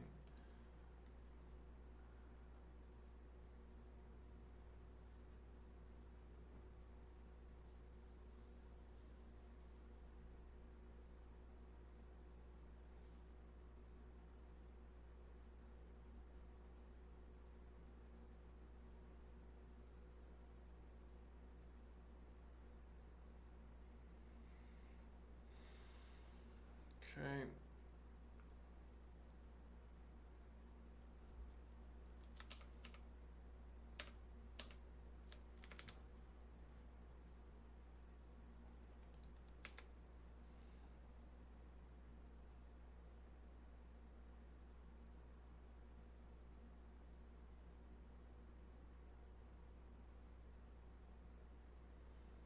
Now we need string right.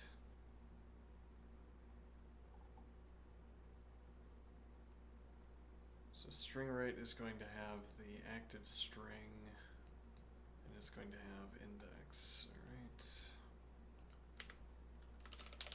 all right? Define string right. String right. A string right. String right function. Okay, let's see. We're gonna have active string index, and we're gonna have termination index actually also.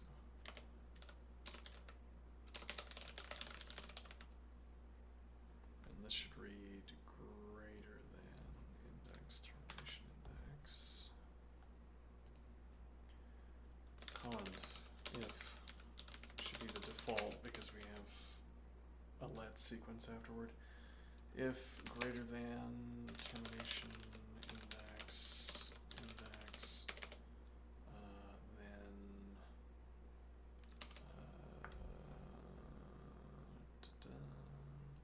words processing function. Okay. Otherwise, let char string ref active string index.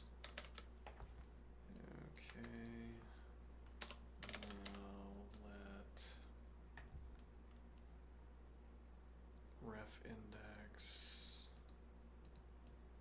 Yeah, so all of this should be the same. Okay, and now we say begin set add index to set position, and then call string right function with active string add one index and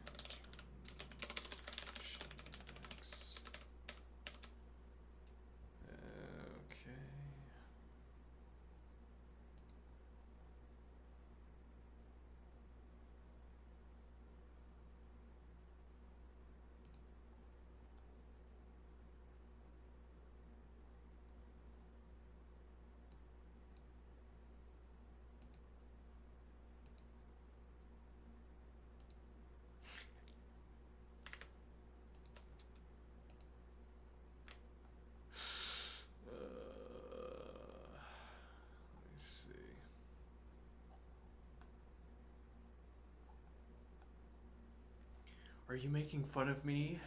Are you making fun of... to export as pretty table. I have you know. Sometimes the tables are extra pretty.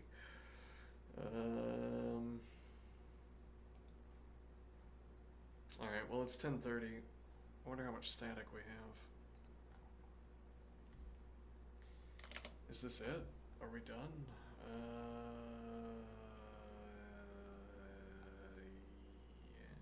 Yes. I think so, actually. Okay, we would do start words processing function.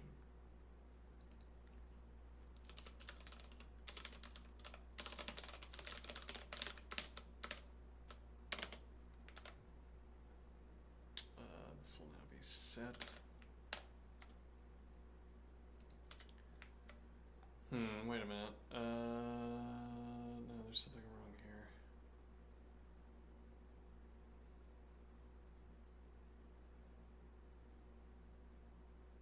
Actually, I don't know how that works. Let me look here. Define a vector mutable set. Mutable set. Okay, now set add vector ref A05 and show me A. That does work. Okay, so I don't have to write back through. Okay. Fine. Char. Let star. Let star. Hey, that's not so much static. Well, let's just do a quick does it work or not kind of thing here. Let's find out. In all likelihood, it will not.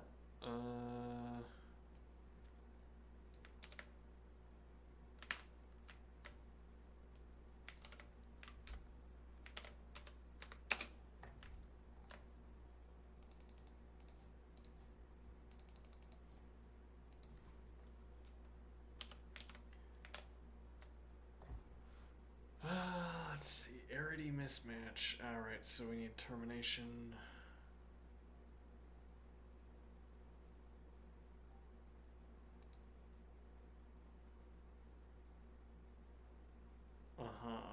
This should be 1 and then sub 1. Okay.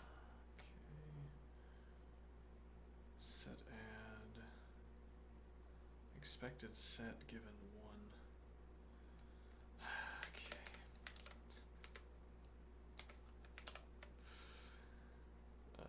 Set add not implemented for null.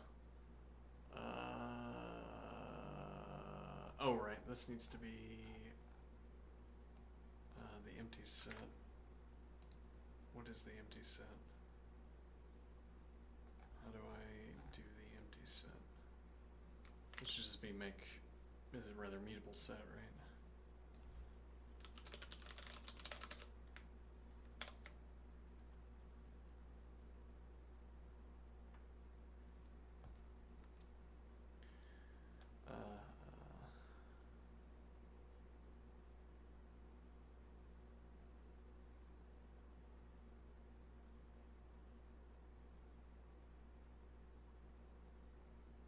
Greater than index, termination index. When infinite. Well, I'm not gonna crunch a leetcode problem. Alright. So, we will do this tomorrow. Interesting idea. It will be even more interesting to implement it with lists, with the book sorting.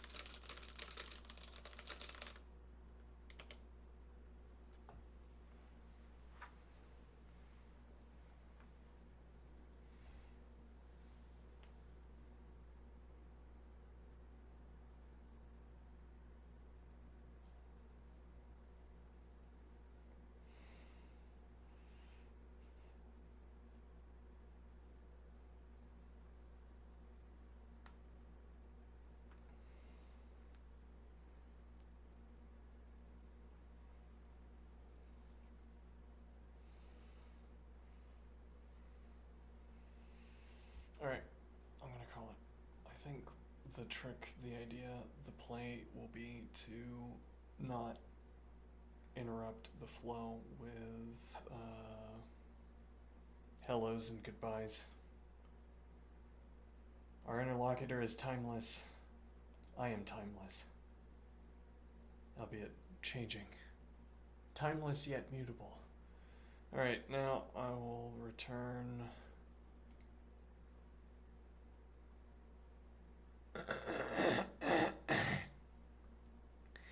how to deal with pressure during sprints as a Java developer. Working in sprints really stresses me out, especially sprint commitments. I often end up doing unpaid overtime just to deliver everything by the end of the sprint or to meet deadlines. No idea. I don't work in a professional environment.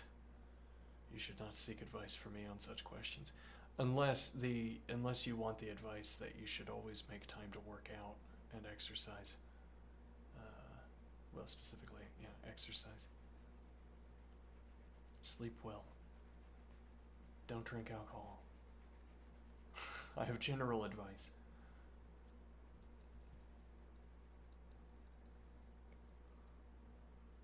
Still good though. Anyway, I'll have see you next time. Have a good one. See you later.